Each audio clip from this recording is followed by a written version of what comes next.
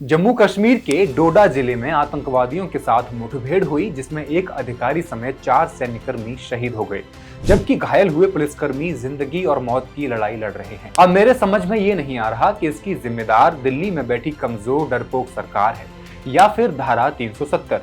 हमारी हुकूमत को इन चीज़ों के लिए कसूरवार ठहराया जाता था। ठीक है ना, अगर उन हमलों के लिए हम कसूरवार थे तो आज जो हमले हो रहे हैं उनके लिए कौन कसूरवार है? हमने बार बार कहा है कि मिलिटेंसी का 370 से कोई लेन देन नहीं था।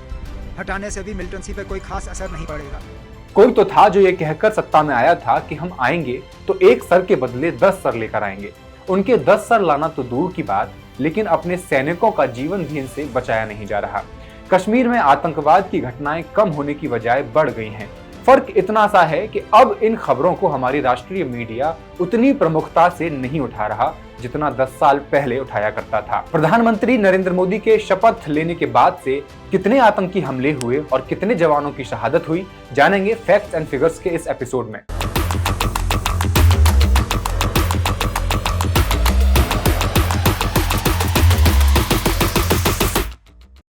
नमस्कार, मैं हेमंत और आप देख रहे हैं मॉलिटिक्स। 6 जुलाई को इस महीने का पहला हमला दक्षिणी कश्मीर के कुलग्राम में हुआ। मोदरगाम और चिन्नी गांव में आतंकियों और सुरक्षा बलों की मुठभेड़ हुई। इसमें जवानों ने 4 आतंकी मार गिराए, जबकि 2 जवान शहीद भी हुए। 7 जुलाई को दूसरा हमला हुआ। जम्मू कश्मीर के राजौरी जिले में आतंकवादी गोलीबारी में एक सैनिक घायल हो गया था। आतंकवादियों ने राजौरी जिले के मंजाकोट इलाके के गुलाठी गांव में सेना के शिविर पर सुबह करीब 4 बजे गोलीबारी की थी। सैनिकों ने जवाबी कार्यवाही की और करीब आधे घंटे तक गोलीबारी चलती रही और आतंकवादी मौके से भागने में सफल रहे। इस महीने का तीसरा हमला जम्मू कश्मीर में कठुआ जिले के माचेडी इलाके में 8 जुलाई को सेना के वाहन पर घात लगाकर आतंकवादियों ने किया। इस हमले में 4 जवान शहीद हो गए थे और 6 अन्य घायल हुए थे। आतंकवादियों ने सेना के वाहनों को निशाना बनाकर एक ग्रेनेड फेंका था और उसके बाद गोलीबारी की थी। सुरक्षा बलों ने जवाबी कार्यवाही भी की, लेकिन आतंकवादी नजदीक के जंगलों में भाग निकलने में कामयाब हो गए। इस महीने का चौथा हमला 10 जुलाई को ऊधमपुर के बसंतगढ़ में एक पुलिस चौकी पर हुआ। आतंकवादियों ने जब हमला बोला तो पुलिस अधिकारियों ने तुरंत जवाबी कार्यवाही की, जिससे आतंकवादियों को मौके से भागना पड़ गया। जानकारी के अनुसार हमला करने वाले 3 आतंकी थे और उनके पास बड़ी मात्रा में हथियार भी थे। 5वां हमला 15 जुलाई को जम्मू कश्मीर के डोडा जिले में हुआ, जहां आतंकवादियों के साथ पूरी रात चली मुठभेड़ में एक अधिकारी समेत 4 सैन्यकर्मी शहीद हो गए। ये मुठभेड़ तब शुरू हुई जब राष्ट्रीय राइफल्स और एसओजी के जवानों ने 16 जुलाई की शाम करीब 7:45 बजे एक घेराबंदी और तलाशी अभियान शुरू किया था। यह अभियान इलाके में आतंकवादियों की मौजूदगी की सूचना के बाद शुरू किया गया था। डोडा दरअसल बहुत बड़ा इलाका है। अगर इसके एरिया की बात करें तो यह कश्मीर के लगभग बराबर है। यह पूरा पहाड़ी इलाका है जिसमें घने जंगल भी हैं। इसका एक किनारा हिमालय से मिलता है, दूसरा कठुआ और सियासी से मिलता है। इस क्षेत्र में कई प्राकृतिक गुफाएं हैं जहां आसानी से छिपा जा सकता है।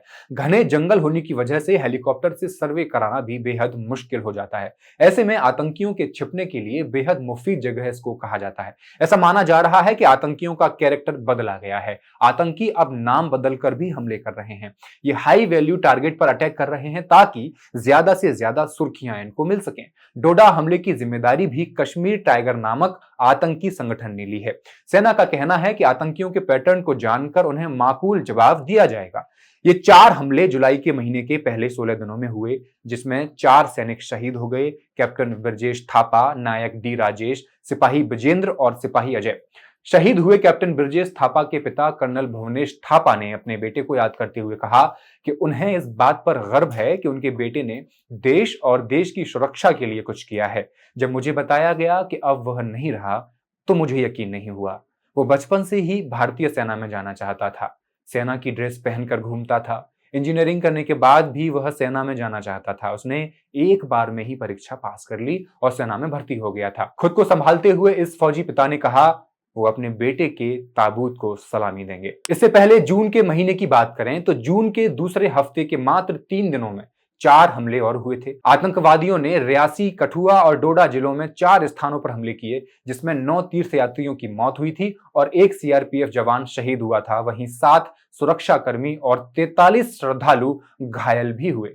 9 जून को रियासी में आतंकवादियों ने तीर्थयात्रियों की बस पर गोलीबारी की, जिसमें 9 लोगों की मौत हो गई। इसी दिन प्रधानमंत्री नरेंद्र मोदी अपने तीसरे कार्यकाल के लिए शपथ ले रहे थे। 11 जून को कठुआ में आतंकवादियों और सुरक्षा बलों के बीच मुठभेड़ हुई। इसमें 2 आतंकी मारे गए जबकि 1 जवान शहीद हो गया। 11 जून को फिर से आतंकियों ने अधिकारियों की कार पर गोलीबारी की। 12 जून को डोडा के चतरगल्ला में आतंकवादियों ने सेना और पुलिस की चेकपोस्ट पर गोलीबारी की, जिसमें 6 लोग घायल हो गए और 1 जवान शहीद हुआ था। इसके बाद 26 जून को डोडा के भरेसा इलाके में आतंकी हमला हुआ था। इसके पहले भी मई के लास्ट वीक में डोडा और जिला उधमपुर की सीमा पर सयोजधार इलाके में आतंकियों के साथ मुठभेड़ हुई, जिसमें ग्राम सुरक्षा समूह का एक सदस्य शहीद हो गया। इसके पहले 28 अप्रैल को उधमपुर के सुदूर गांव में आतंकियों ने गोलीबारी की थी। इस हमले में वीडीएस बुरी तरह घायल हो गए थे, जिसमें उनकी मौत भी हो गई। 4 मई को पुंछ में सुरनकोट के शशिधार क्षेत्र में एयरफोर्स के व्हीकल्स पर हमला हुआ। इसमें अफसर विक्की पहाड़े शहीद हो गए थे जबकि 5 जवान घायल हुए थे। हिंदुस्तान की एक रिपोर्ट के मुताबिक इस साल 11 आतंकी हमले हुए, जिनमें 12 सैनिक शहीद हो चुके हैं तो 10 आम नागरिकों ने भी अपनी जान गंवाई है। आतंकवाद के मुद्दे पर retired major general AK Siwach का कहना है, मछली तब तक ही पानी में रह सकती है जब तक पानी है। वैसे ही आतंकी जब तक ही किसी क्षेत्र में रह सकते हैं जब तक कि उन्हें स्थानीय लोगों का सपोर्ट हो। ये सच्चाई है कि इन आतंकियों को स्थानीय लोगों का सपोर्ट है। कुछ कारण धर्म है और कुछ कारण आर्थिक है। कुछ लोग पैसों से बिक जाते हैं। सिवाच के ऐसा कहने का मतलब था कि लोग कुछ हजार रुपए के लिए दहशतगर्दों के लिए वो मदद मुहैया करा रहे हैं जिसके बिना आतंकी अपने मंसूबों में कामयाब नहीं हो सकते थे। मुठभेड़ के ये मामले दक्षिण कश्मीर से ज्यादा आते हैं। आतंकवाद दरअसल 90 के दौरान कठुआ आतंकियों का बड़ा ठिकाना हुआ करता था, जहां से वे पूरे जम्मू कश्मीर पर निशाना साधते थे। इस जिले की बनावट ऐसी है कि यहाँ छिपना छिपाना आसान है। जंगलों से सटे क्षेत्र में हमले के बाद आतंकी गायब हो सकते हैं बहुत आसानी से, लेकिन एक बड़ी वजह और भी है, जो है इसकी ज्योग्राफी। जिले के एक तरफ पाकिस्तान की सीमा सटती है तो दूसरी तरफ हिमाचल और पंजाब है। कठुआ, उधमपुर, सांबा और डोडा जिलों से भी लगा हुआ है। 90 के दशक में यहाँ सुरक्षा बलों का बेस भी हुआ करता था ताकि आतंक पर रोक लगाई जा सके, लेकिन बरसात में मामला और संवेदनशील हो जाता है। इंडिया टुडे की एक रिपोर्ट के अनुसार तेज बारिश के दौरान मॉनिटरिंग सिस्टम पर असर होता है, जैसे फेंसिंग और इंफ्रारेड लाइट्स कमजोर या खराब हो जाती हैं। इसका फायदा आतंकी उठाते हैं। बताया ये भी जा रहा है कि जम्मू कश्मीर में जो आतंकवादी एक्टिव हैं वो पाकिस्तान में बैठे हैंडलर से कांटेक्ट करने के लिए एक नया तरीका इस्तेमाल कर रहे हैं। ये आतंकवादी जंगलों में काम करने वाले लोगों के मोबाइल फोन छीन लेते हैं। अगर छीना गया स्मार्ट मोबाइल फोन है तो वे उसमें एन्क्रिप्टेड मैसेंजर ऐप डाउनलोड करते हैं। बातचीत करने के बाद वे मोबाइल को कहीं और फेंक देते हैं। जम्मू कश्मीर पुलिस और केंद्रीय एजेंसियों के सूत्रों ने इस बात की पुष्टि की है। कुछ मामलों में यह भी देखा गया है कि आतंकवादी बातचीत करने के बाद मोबाइल फोन को वापस भी कर देते हैं, हालांकि उससे पहले फोन में डाउनलोड किया गया ऐप डिलीट कर दिया जाता है। राहुल गांधी ने आतंकी घटनाओं पर शोक व्यक्त करते हुए कहा है, एक के बाद एक ऐसी भयानक घटनाएं बेहद दुखद और चिंताजनक हैं।